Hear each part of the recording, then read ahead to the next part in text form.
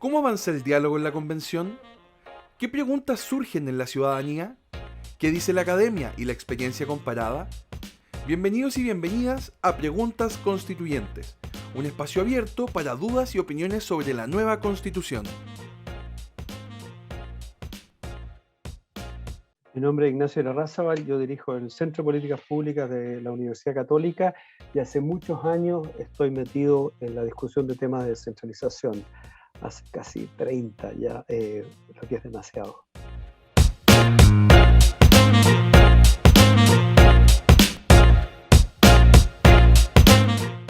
Yo te diría que hay varias cosas que yo considero positivo, que es la discusión sobre el modelo de descentralización. Tengo algunas dudas de eso, después podemos ponerlo, si el apellido es regional, unitario, federal, pero la discusión general.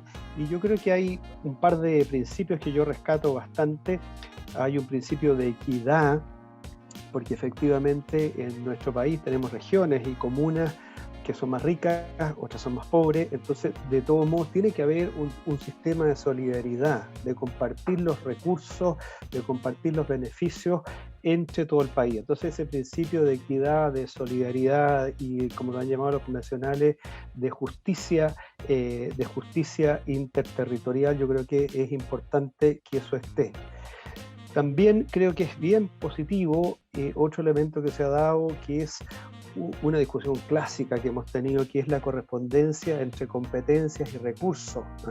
Lo que ha pasado históricamente es que el gobierno nacional determina que ciertas funciones tienen que recaer en las regiones o en los municipios y muchas veces le pasa esa tarea, pero ese traspaso de funciones, de tareas, no va asociado con recursos. Entonces está bien que haya un principio constitucional que establezca, ok, va a haber una correspondencia entre competencias y recursos, eso también me gusta.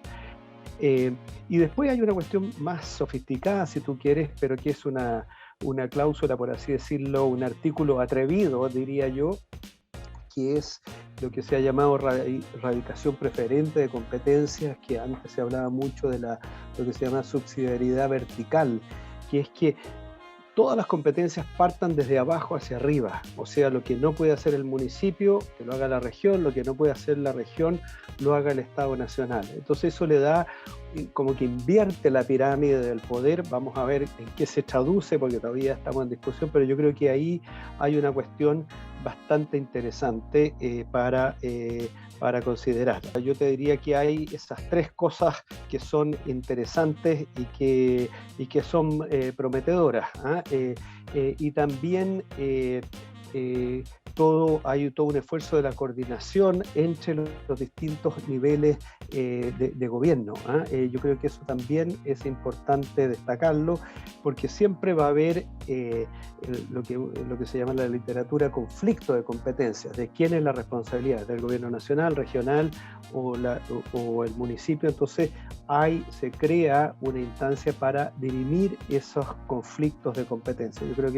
Yo te diría que, en pocas palabras, eso es lo que yo más rescato.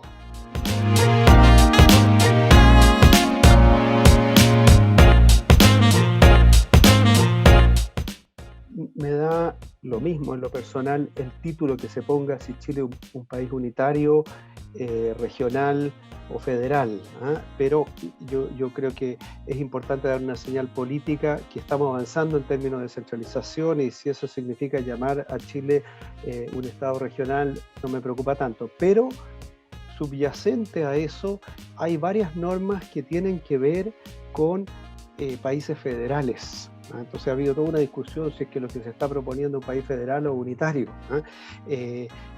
Y se ha defendido que no, que es un Estado regional.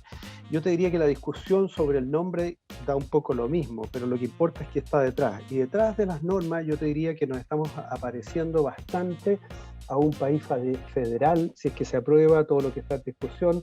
Yo no tengo ningún problema con países federales como Suiza, como Alemania, como los Estados Unidos, pero sí tengo algún nivel de problema con países federales cuyo federalismo ha sido bastante centralizado, como Argentina.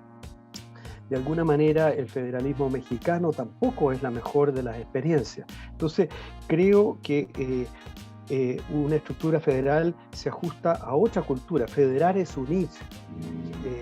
En Suiza, ¿no es cierto?, los cantones tienen orígenes lingüísticos totalmente distintos y se unieron para conformar la Confederación Helvética. Entonces es bien distinto de la tradición chilena, en que hemos tenido desde la conquista española un poder central bien fuerte. Ahora, la ciudadanía clama por mayor descentralización, muy bien, pero yo creo que el salto a muchas cosas, a muchos elementos con federalismo, yo creo que es complicado. Se están proponiendo estatutos regionales que en la práctica son lo que internacionalmente son como constituciones regionales.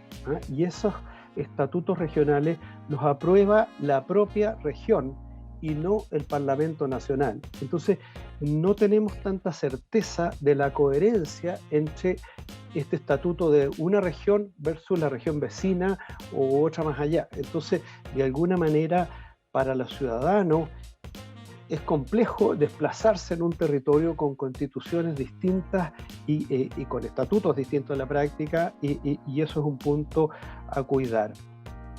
También está en discusión esto de la Asamblea Regional, cuáles van a ser los poderes. Está todavía en discusión esto, si vamos a tener un parlamento uni o bicameral y cómo esto se conjuga con la Asamblea Regional. Así que prefiero no adentrarme en eso, pero aún así se le otorga a la región la potestad de poder fijar impuestos, no crear impuestos. Para impuestos preexistentes pueden haber tasas que se modifican y la capacidad de endeudamiento. Entonces, yo creo que también eso es bien complicado, porque de nuevo la experiencia argentina nos muestra que las provincias argentinas son las que causaron el déficit fiscal más importante de la historia de Argentina y todavía no se recupera a inicios de los años 2000. Y muchas veces, lamentablemente, la política es así. Los gobernadores provinciales, en el caso argentino, se endeudan no necesariamente para satisfacer necesidades de la ciudadanía, sino que por causas políticas electorales, ¿me entiende? Entonces, y por otro lado, el gobierno nacional compra, entre comillas, a las provincias, dándole asignaciones poco transparentes. Entonces, el tema de la deuda, yo creo que es un tema súper complejo. Yo creo que debiera ser un tratamiento absolutamente excepcional y con un encuadre de las finanzas públicas. Esto es medio latero para los que nos escuchen, pero el equilibrio macroeconómico es un bien público nacional, porque si Chile aparece como un país que tiene deuda y esa deuda no es resolvible, el ranking y la certeza económica del país va a bajar y eso nos va a subir la tasa de interés de Arica a Magallanes, que es un poco lo que estamos viendo. Entonces, comprar una casa, arrendar una casa va a ser más caro para todos. Entonces, esto de la solvencia, de la equilibrio macroeconómico, como quieras llamarlo, hay veces que se ha tergiversado, a lo mejor lo hemos puesto demasiado fuerte por delante, pero es un bien público nacional. Entonces, yo ahí tengo mis aprensiones respecto del endeudamiento y también tengo mis aprensiones respecto del cambio de tasas. ¿Qué pasa si es que no sé, si es que en la región de Los Ríos el impuesto, hay una sobretasa al impuesto a la gasolina, hay una sobretasa al IVA, pero en la región del lado no es tasa sobre tasa? Que esto se habla de migración de impuestos, pueda haber de un lado para otro, y eso genera también bastantes complejidades. ¿Y qué pasa si es que el día de mañana tenemos a un gobernador o gobernadora que sea más demagogo, por así decirlo, o a lo mejor en buen sentido lo planifica, rebaja impuestos, porque eso también sería una atribución? Bueno, ¿y qué pasa respecto de todas las otras regiones que no rebajan, pero siguen contribuyendo a la región que ya rebajó su tasa? Entonces es como gratis, es un comportamiento oportunístico, por así decirlo, el rebajar impuestos mientras los otros pagan. Entonces ahí de nuevo, si bien yo creo que las regiones tienen que tener mayor autonomía financiera, hay que tener alguna cláusula que vele por el equilibrio macroeconómico global del país. ¿ah? Y con esto termino. Hay, por ejemplo, a nivel nacional un Consejo Fiscal autónomo, hay una regla de balance estructural, hay un montón de trabas, si tú quieres, que nos hemos ido autoimponiendo como país para asegurar este bien público que se llama sostenibilidad fiscal, y en lo que se ha propuesto yo no veo eso en el nivel regional.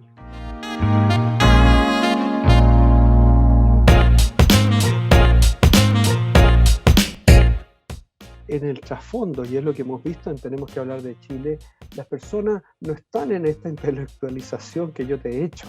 Las personas quieren descentralización porque quieren tener acceso a servicios de oncología en el hospital regional, porque quieren hacer un trámite que no lo signifique movilizarse a la capital regional.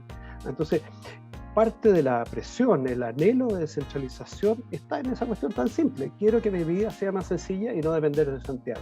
Eso es todo. Yo creo que en lo que se está discutiendo por ahora no lo veo tan claro. Al contrario, porque si aseguramos tanta autonomía, lo probable es que la autonomía puede generar mayor diferenciación.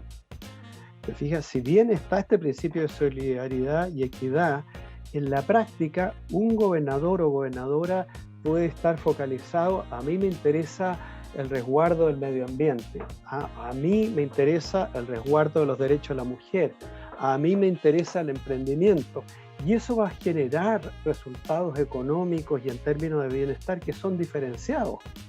Lo que a mí todavía me falta, y eso lo he hablado con algunos convencionales, es que haya alguna cláusula que diga, porque el grueso del financiamiento de las regiones va a seguir proviniendo de transferencias desde el gobierno central a las regiones. Entonces, el gran anhelo mío y de otras personas, por lo demás, es que las formas de transferencia de los recursos desde el gobierno nacional a las regiones quede, no necesariamente en la Constitución, pero en la Constitución se diga que las fórmulas para la asignación de esos recursos van a ser conocidas, transparentes y objetivas, y que no nos pase un poco este ejemplo que te ponía Argentina, de que porque yo soy gobernador afín del presidente o presidenta de la República, me llegan más lucas y al otro no, ¿te fijas?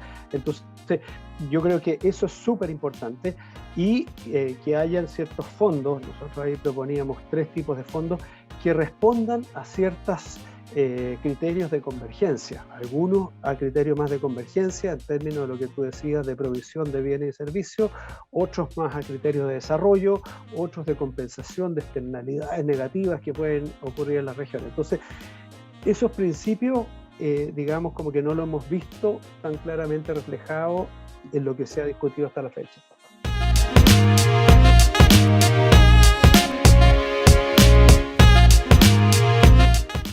Wow, no soy abogado, pero yo volvería a lo básico, que es un poco lo que hablábamos en la pregunta anterior. O sea, más que un anhelo de poder político, las personas quieren que sus problemas se resuelvan en el territorio y quieren tener lo que la OECD dice, tener voz, ser escuchado en las regiones. Ese es el concepto más urgente y necesario.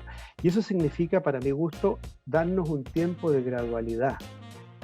No podemos ser Suiza ni Alemania en 10 años, pero sí podemos avanzar en mayor capacidad de decisión de la región. Entonces, asegurémonos que los fondos que el gobierno central destina a las regiones sean transparentes, lleguen oportunamente, y que los gobernadores y gobernadoras puedan jugar, en el buen sentido de la palabra, con esos fondos. Eso es simple, eso se puede hacer, ¿cierto?